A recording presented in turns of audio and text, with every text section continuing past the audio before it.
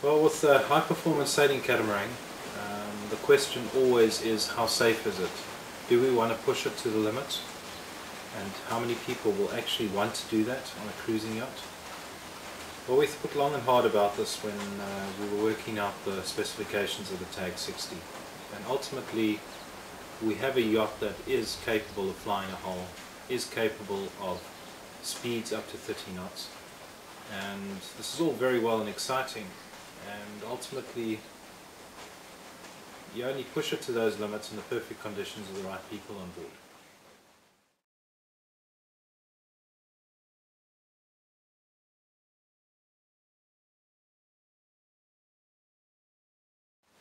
And the question is, what happens when you don't have the right people on board, or you're not in that frame of mind?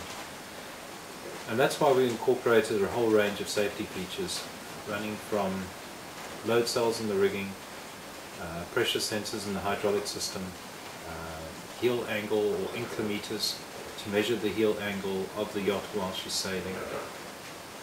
And these are all that information is fed back to the main computer on the boat, and we can then set parameters as to which you want to sail in.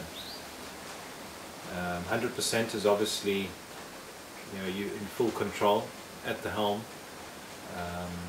With the hydraulic functions, it is very easy to ease off several functions at the same time. So it's not a case of just releasing the main sheet or the traveller or the jib sheet. You can actually do all these three at the same time. But when you set the parameters, typically on a perfect day 100%, then let's say you're on a delivery, good conditions, fast conditions, but you don't really want to push it. I mean, you're on a delivery. Set it to 80%. And what happens if you reach that limit?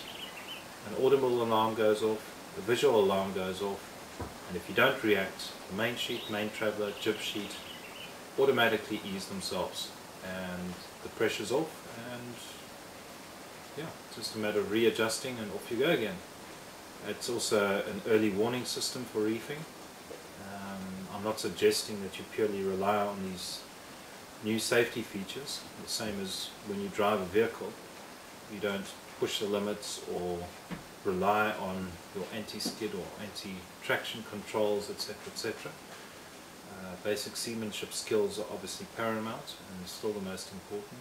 However, it is good to know that you've got those parameters there, and when they are reached, it is a clear warning to you.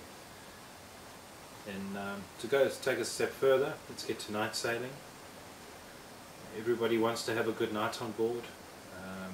If you're not busy with some kind of record attempt or whatever it is, you want a comfortable night. The captain wants to be able to sleep. So tune it down to 60% or whatever you feel comfortable with. And yeah, take it easy. So we've built this ability into the boat, which we think is a unique and new feature.